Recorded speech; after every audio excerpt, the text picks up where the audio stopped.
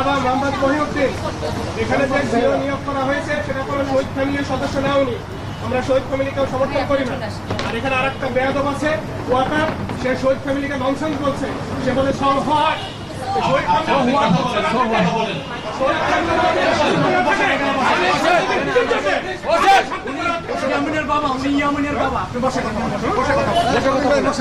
শহীদ ইয়ামিনের বাবা।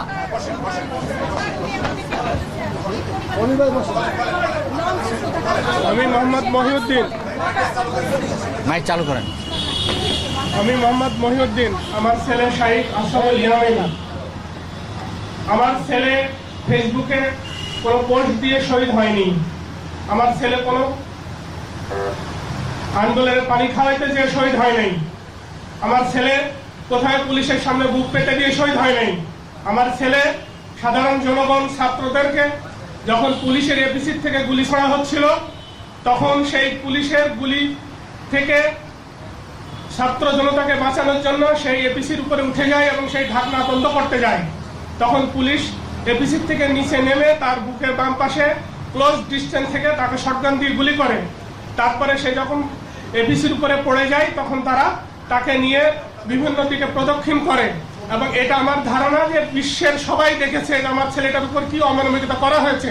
আর আজকে এই ফাউন্ডেশনের এক বেয়াদব আমাকে বলেছে সোহাট, ওনার নাম ওয়াকার। ওয়াকার সে কিসে? আমরা বলেছি শহীদ ফাউন্ডেশনের শহীদ ফ্যামিলির বাইরে কেউ থাকতে পারবে না, কারণ এখন যে স্নিগ্ধ সিও ছিল সে শহীদ ফ্যামিলির, আমাদের কোনো আপত্তি ছিল না। আমাদের কারোর সাথে কোনো আলাপ না করে আমরা এখানে যারা সবাই আছি আমরা জেনারেল মেম্বার হিসেবে আমাদেরকে রাখা হয়েছে। আর এটা জাস্ট আমাদেরকে দেওয়ার জন্য আমাদেরকে ডেকে আনা হয়েছে যে আমরা সিও, উনি পদত্যাগ করেছে, আমরা একটা সিও দিয়েছি। সেই সিওর সাথে শহীদ ফ্যামিলির বা ওনার শহীদ ফ্যামিলির কোনো সম্পর্ক নাই। তাহলে ওনার যদি কোনো আবেগ না থাকে, ওনার যদি শহীদ পরিবারদের প্রতি কোনো দরদ না থাকে, তাহলে ওনার কাছে আমরা কি যে বলবো? তাহলে কি আমাদের সন্তানরা কি শহীদ হয়েছে এই কারণে শহীদ ফ্যামিলির লোক এখানে রিফ্লেকশন করার জন্য? আর ওনারা বলছে যে আমরা কোয়ালিফাইড লোককে বসানো হয়েছে। আমি বলছি যে কে কোয়ালিফাইড না শহীদ ফ্যামিলির ভিতরে? আমি বলছি আমি ঢাকা ইউনিভার্সিটিতে ফার্স্ট ক্লাস ফার্স্ট, আমি 22 বছর ব্যাংকিং চাকরি করেছি, আমি 17 সালে যমুনা ব্যাংক থেকে সিনিয়র ভাইস প্রেসিডেন্ট হিসেবে পদত্যাগ করেছি। আমি সিওর জন্য কোয়ালিফাইড না। আর কোত্থেকে কাকে ধরে নিয়ে আসি, কেন হচ্ছে তাকে আমাকে সিও হিসেবে মেনে নিতে হবে? এই কথা যখন বলা হয়েছে তখন ওয়াকার সাহেব এটা আপত্তি করেন। আপনি কেন আপত্তি করেন? কারণ তিনিও হচ্ছে এই শহীদ ফ্যামিলির কেউ না, ওনাকে কেন ওখানে বসানো হয়েছে? ওয়াকার সাহেবের পদবি কি? পরিচয়টা কি? ওয়াকার সাহেব ফাউন্ডেশনের ট্রেজারার ছিল। বর্তমান কমিটিতে আছেন, উনি আছেন এবং উনি প্রবলভাবে আপত্তি করছে যে এটা চেঞ্জ হবে না। কেন চেঞ্জ হবে না? আমাদের আবেগের কি কোনো মূল্য নেই? শহীদ ফ্যামিলির আমরা বলেছি যে সিও এর আগেও শহীদ ফ্যামিলিতে ছিল, এখনো শহীদ ফ্যামিলির ভিতর থেকেই দিতে হবে এবং যোগ্যতর লোক আছে তাদেরকে আপনারা বসান। এনারা বলছে না এটা চেঞ্জ হবে না। আমাকে বলছে সংবিধান পড়েছেন, আমি বলছি যে বাংলাদেশের সংবিধান যেখানে আমাদের ছেলেদের রক্তের বিনিময়ে চেঞ্জ করতেছি, আপনার ফাউন্ডেশনের সংবিধান চেঞ্জ করা হবে যে ফাউন্ডেশনের সবসময় সিও শহীদ ফ্যামিলির থেকে আসবে, নাহলে তো আমাদের কথা।